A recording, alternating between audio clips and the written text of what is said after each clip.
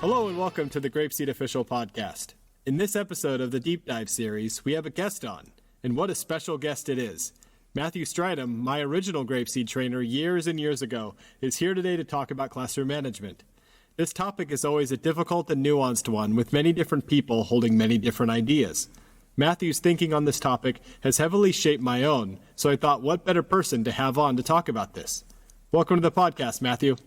Thanks, Adam. It's great to have you here. But without further ado, I'll get out of your way here a bit, Matthew. What lies underneath rules and expectations in the classroom?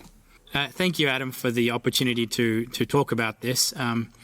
It's something that comes up almost every time I go to a class visit. And to address this and to frame my thinking, I want to give the audience a little bit of a picture of who I am and how I view this, because it is quite a serious topic. I've had the opportunity to teach classes in GrapeSEED, and I've also had the opportunity to visit hundreds of classrooms around the world that are using GrapeSEED. And teachers have shared their experiences with me as well. And some of the things that they share with me aren't actually pleasant to hear.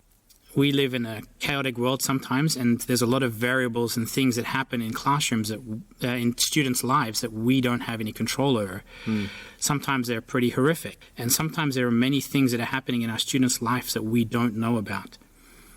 And sometimes your classroom might be the only island of calm and peace in a sea of chaos in that student's life.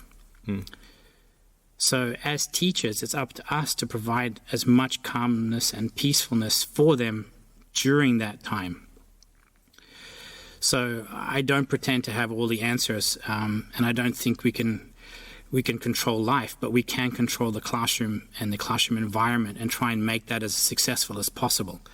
So let's connect those two things. Let's connect the environment that we want to create with our students with actual practical, how can teachers run their own classroom? I think you have a really deep understanding of all the steps it takes to get from the care that you need to have for your students up until actual practical rules, expectations, no Japanese, things like that.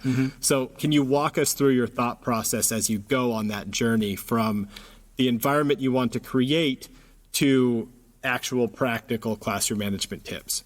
Sure. So I like to start with the goal of what we're trying to achieve, which is good classroom behavior. So I think it's important for teachers to first spend some time, and it does take time to do this, but sit down and think about what kind of behavior you will need in your class for everyone to have a safe learning environment.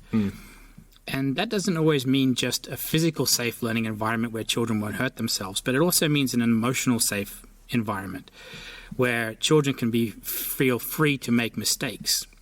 Keeping that affective filter low. Exactly. So, for example, I don't encourage students to laugh at other students' mistakes.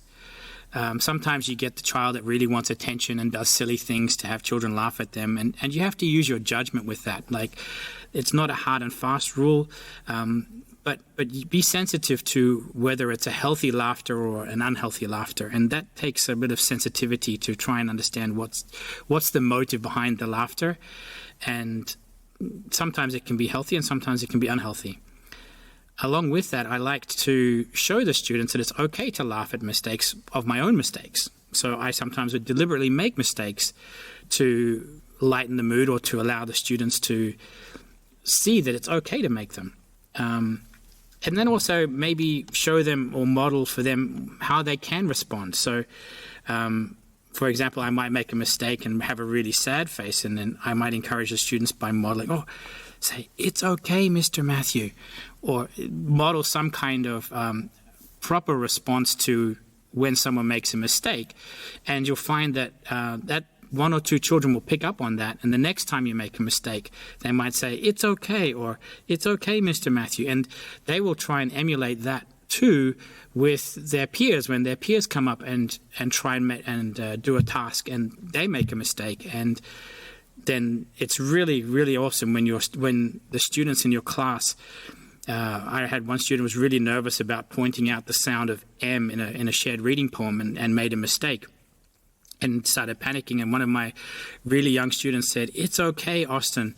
And Austin moved the pointer, and I helped him with his hand, and he got it right, and Austin felt like $1 million. And it was a really powerful learning environment. But I'd thought through what I wanted. I wanted a safe learning environment for them to feel free to make mistakes.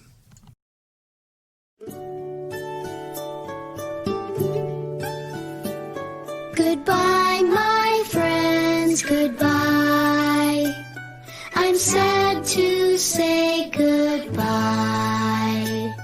It was a good day, but now I will say goodbye, my friends, goodbye.